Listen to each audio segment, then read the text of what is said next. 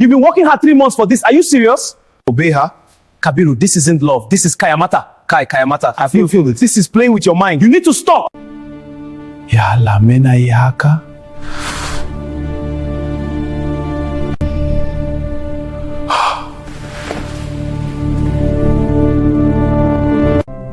In northern Nigeria, especially around Kano, there's something people whisper about: Kayamata. Some call it herbs, some call it attraction, others call it control. In places like Kantin Kwari Market, bottles are sold with one promise: he will never leave you. But when love needs control to survive, it stops being love. And that's where this story begins. Listen carefully. Midnight in Kano. The wind moved slowly across the ancient walls near Kofar Mata, whispering secrets older than the city itself. A phone vibrated loudly on a wooden table. Kabiru's hands shook as he transferred 350,000 naira to Zainab's account. Every single naira he had saved for 3 months, gone in seconds. 5 minutes later, he sat on the cold floor, trembling and confused. Ya Allah, menayi haka, he whispered in Hausa. Oh God, why am I doing this? But tomorrow morning, when she called again, demanding more money, he would do it again, without question, without resistance. Because somewhere deep in Kantin Kwari Market, a woman named Zainab smiled knowingly. They call it Kayamata.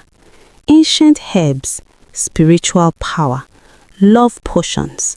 But this story is not just about herbs or magic. This is about control, and control destroys everything it touches. If you are watching this video, please like, subscribe to the channel. Kabiru was 26 years old, hardworking and deeply focused on his future. He operated a POS stand in the busy Sabongari area of Kano, helping people deposit and withdraw money from morning until night. Every naira he earned, he saved carefully. His dream was simple but ambitious: open a mini supermarket, build a stable business, create a better life. He used to tell his best friend Abba proudly, "Ni bazan taba bari soyeyata lalata rayu ataba. I will never let love destroy my life." Abba would laugh at him, shaking his head. But Mariam, who Kabiru's childhood friend who had loved him silently since primary school, would just smile quietly and say nothing. She knew something Abba didn't. Love doesn't ask permission before it destroys. Kabiru chose someone else, a beautiful, confident woman who introduced herself simply as Zainab. What Kabiru didn't know was that Zainab was not just any woman. She was well known throughout Kantin Kwari Market, one of the largest traditional markets in West Africa. She sold perfumes that smelt like paradise, oils that glowed strangely in bottles, rings that felt warm to touch, threads tied in complicated patterns, clay pots hidden carefully under colorful fabrics. People who knew whispered her other name, Hajia Zahara, the woman who understands power. She used to say calmly to women who visited her shop, "Soyaya ikone, love is power, and power must be controlled."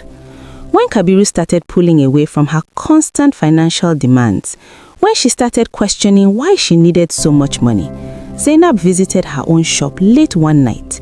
She prepared something special, a liquid, dark, thick, just a little mixed in bathing water. "Baze tapa barin kiba," she whispered to herself. "He will never leave you." The change in Kabiru happened suddenly and terrifyingly. He stopped reasoning normally. He gave Zainab money without thinking or asking why. He withdrew his business capital that he swore never to touch. He ignored Abba's worried phone calls. He shouted angrily at Mariam when she expressed concern. One night, Abba confronted him directly outside the POS stand. "Kay Kabiru, one number Kaibane. This is not you. You are not acting like yourself." Kabiru pushed him violently, his eyes wild and unfocused. Abbas tumbled backwards, shocked and hurt. Minutes later, Kabiru sat alone in the darkness, completely confused. Why am I like this? What's wrong with me? Every single night, he dreamt of water, deep, dark water, a woman's voice calling him from somewhere inside it, pulling him down, drowning him slowly. Zainab's demands grew bigger and more frequent. Expensive vacations to Abuja, new smartphones every few months, daily transfers for no clear reason. Even after terrible fights, even after she insulted him publicly in the market, even after she threatened him with a kitchen knife one terrifying evening, her eyes filled with rage. Still, when she called and said those simple words, "Send me money," he sent it immediately, without question, without hesitation, like a robot receiving commands. But immediately after sending each transfer, clarity would return briefly. Regret flooded him like cold water. He would stare at his phone in horror, wondering why he just did that. But it was always too late. His money disappeared, his savings disappeared, and his business suffered endlessly. Abba refused to give up on his best friend. He dragged Kabiru forcefully to Malam Haruna, a respected Islamic scholar who lived near the ancient Kofar Mata gate.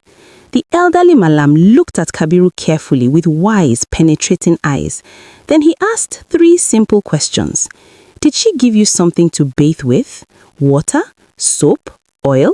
Kabiru's eyes widened. Yes. Do you dream constantly of water pulling you down? Yes. Do you feel command instead of love when she calls? Kabiru froze completely. Yes. All yes. How did the Malam know? Malam Haruna nodded slowly and said something that broke through Kabiru's confusion like sunlight through clouds. Even sihiri, even spiritual manipulation, cannot stand without your continuous submission. You must choose to break free. That single sentence cracked something deep inside Kabiru's heart. The spell didn't control him completely. He still had choice. He still had power. But Abba didn't stop there. He also took Kabiru to Pastor Yakubu, a deliverance minister in Nasarawa GRA, who had helped many people escape spiritual bondage. The pastor looked at Kabiru with compassion and said firmly, "Whether you call it spiritual bondage or psychological conditioning or emotional manipulation, the path to freedom requires the same things: separation and discipline." Kabiru began the hardest journey of his life. He fasted strictly. He prayed desperately. He blocked Zainab's number completely. 3 terrible withdrawals followed. Depression crushed him daily. Night sweats soaked his bed. Violent headaches pounded his skull. His business almost collapsed completely as he struggled to focus. But slowly, painfully, like a prisoner escaping from chains, he began to feel himself returning. His real self, not the controlled version, not the puppet, the real. One day, approximately 4 months after blocking Zainab completely, the spell finally broke like glass shattering. Kabiru saw her again by accident in the market. She stood near a fabric stall wearing expensive clothes bought with his money. Their eyes met across the crowded pathway, and Kabiru felt absolutely nothing. No obsession pulling him towards her, no fear making him tremble, no overwhelming need to please her, just pure, clear clarity. He saw her exactly as she was, a manipulator, a controller, someone who took without giving. Zainab noticed the change immediately in his eyes. Panic crossed her face. She walked quickly towards him. "Another woman will charm you tomorrow," she threatened desperately. You'll suffer worse than before." Kabiru looked at her calmly and replied with words that freed him completely. "Not if I heal. Not if I choose better." The final twist came from an unexpected place. Mariam, who had loved Kabiru silently for years, finally confessed something that shocked him. One evening, they sat together under the stars, talking honestly for the first time in months. "I almost went to Hajia Zara too," Mariam admitted quietly, her voice shaking. "When I saw you with Zainab, when I felt I was losing you forever, I thought about buying Kayamata to secure you, to make you love me. Kabiru stared at her in surprise. But I stopped, she continued, tears in her eyes, because I asked myself one simple question. If I must control him to keep him, if I must manipulate his mind and heart to make him stay, is it really love? Kabiru looked at Mariam differently for the first time. Not with controlled obsession, not with forced attraction, just calm, genuine respect. In Kano's ancient walls that have witnessed empires rise and fall, people still whisper about Kayamata. But here is the truth that everyone must learn. Love that needs control is not love. Manipulation may win temporarily, creating illusions of devotion and passion.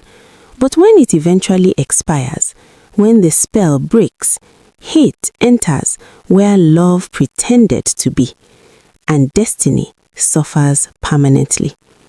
The most dangerous prison is never the one with iron bars. It's the one built inside the human heart with fear, dependency, Channel for and more awesome broken content. self-worth. Click the bell icon so you never miss an update.